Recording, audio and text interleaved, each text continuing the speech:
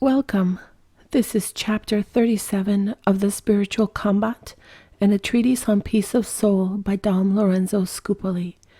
The title of this chapter is Concerning the Necessity of Seizing Eagerly All Opportunities of Practicing Virtue, since our progress must be constant.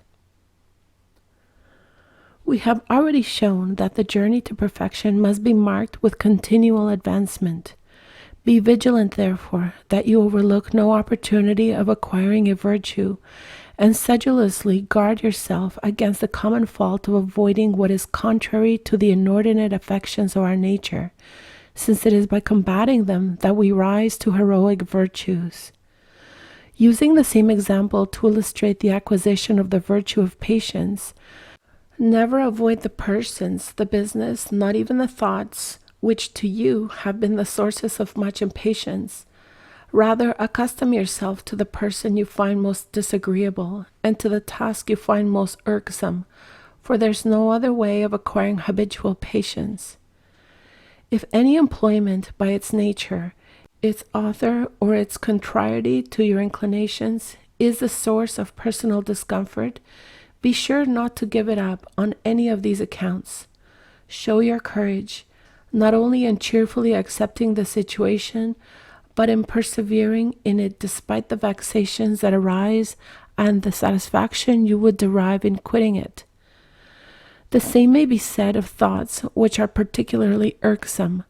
No advantage is derived in being entirely freed from them, for the uneasiness they create will gradually inure you to bear the most vexing problems.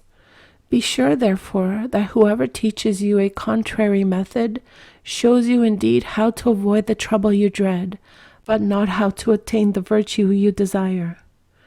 An inexperienced soldier who wants seasoning must be very discreet and cautious, suiting offensive and defensive tactics to the particular dispositions of his strength and courage. But he must never think of turning his back or quitting the fight by shunning every occasion of trouble and vexation.